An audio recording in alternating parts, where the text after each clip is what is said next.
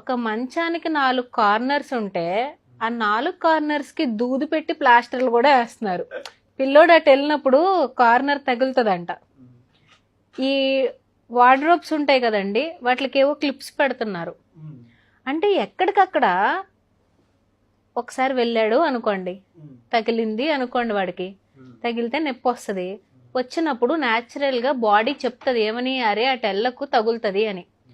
చల్లదనం వేడితనం ఎలా తెలుస్తుందండి? ఒకసారి కొంచెం వేడి స్పర్శ తెలిస్తే అమ్మో ఇది వేడి, నేను ముట్టుకోకూడదు అని తెలుస్తుంది. చిన్నప్పుడు ఏమీ కాల్పించుకోకుండా, ఏమీ పడిపోకుండా, ఏమీ తగిలించుకోకుండా, కనీసం 2 కుట్లు వేయించుకోకుండానే పెరిగిపోయాం మనం.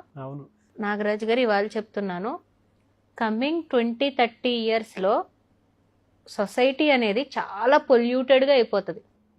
నెగిటివిటీ అనేది పీక్స్లో ఉంటుంది. చాలా క్రూరమైన మనస్తత్వాలు తయారవుతాయి. అలాంటి వాటిల్లో పిల్లల్ని పెంచాలి అంటే తల్లిదండ్రులు అంత ప్రొటెక్టివ్ నేచర్తో పెంచడం మంచిది కాదు.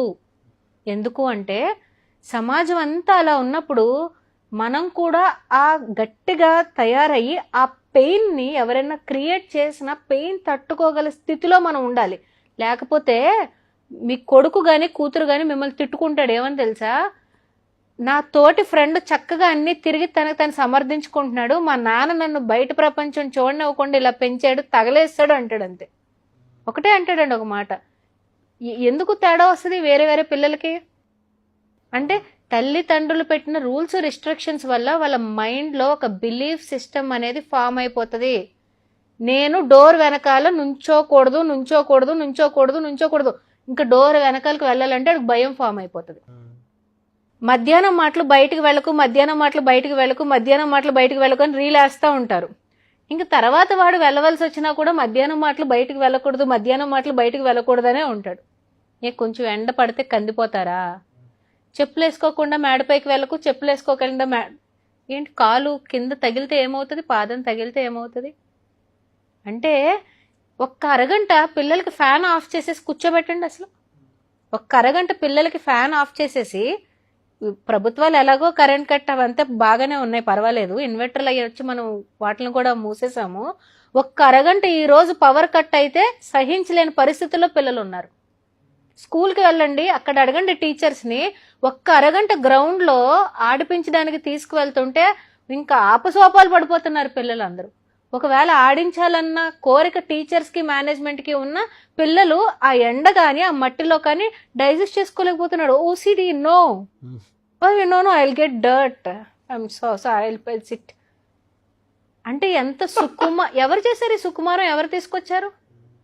రేపు పొద్దున్న పొరపాటున ఆ తల్లి తండ్రి లేరండి, ఏ యాక్సిడెంట్లోనో పోయారో అనుకోండి, ఒక్కడే నిలబడగలుగుతాడా? ఇంత ప్యాంపరింగ్, ఇంత ఓవర్ ప్రొటెక్టివ్ నేచర్లో ఆ బిలీఫ్ సిస్టమ్ మనం బ్రతుకుండగా పిల్లల్లో బిలీఫ్ సిస్టమ్ని భయస్థులుగాను సుకుమారులుగాను తయారు చేసేస్తే రేపొద్దున్న దురదృష్టవశాత్తు మనం లేకపోతే రేపొద్దున పిల్లోడు సొసైటీలో అడుగుపెట్టి బ్రతకగలడు. అసలు నా డౌట్. అలాంటి టైముల్లోనే షార్ట్ కట్స్కి, ఇన్స్టెంట్ మనీలకి అలవాటు పడిపోతారు. మీరు ఇంత కష్టపడి ఏదో ఒకటి సమకూరుస్తారు కదా, 1 ఎకరం పొలమో 4 సైట్లు అయ్యో కొంటారు కదా, మనకి ఇంకా సుకుమారం వచ్చేసింది కదా బాడీకి. ఈ తరం చేస్తున్నారు అలాగా. కావాలంటే బయటకు వెళ్ళి అడగండి, ఏం కష్టపడతాంలో 1 ఎకరం అమ్ముకుందాం. లేకపోతే కమర్షియల్ స్పేస్లు నాన్నగారులు తాతగారులు ఏవో కొని పెడుతున్నారు కదా, రెంట్లు వచ్చేస్తున్నాయి కదా, ఏం కష్టపడతాంలే. You people are crazy, why are you working so hard? అంటే తల్లి తండ్రి పడే కష్టం, పెయిన్ తెలియకుండా ఈరోజు పిల్లల్ని పెంచుతున్నాం. మనకు రీసెంట్గా ఒక వాట్సాప్లో ఫార్వర్డ్ మెసేజ్ వచ్చిందండి. ఒక వ్యక్తి ఒక మల్టీనేషనల్ కంపెనీకి ఇంటర్వ్యూకి వెళ్ళాడంట. వెళ్తే అక్కడ హెచ్ఆర్ రిక్రూటర్ అడిగారంట, ఇది చాలా పెద్ద company, you are very qualified for everything, నువ్వు జాబ్లో హ్యాపీగా జాయిన్ అవ్వచ్చు, 20 లక్షలు నీ ప్యాకేజ్, కానీ మీ ఫ్యామిలీ గురించి ఒక్కసారి డీటెయిలింగ్ చెప్పు అని అన్నాడంట. మా తల్లిదండ్రులు ఇనప వస్తువులు, ప్లాస్టిక్ డిస్పోజల్ ఇవి ఏరుకుని అవన్నీ వేస్ట్ డిస్పోజల్ అమ్మి నన్ను కష్టపడి చదివించారండి, అందుకనే నేను ఎలా అయినా పెద్ద ఉద్యోగం సంపాదించి వాళ్ళని బాగా చూసుకోవాలనుకుంటున్నానండి అని చెప్పాడంట.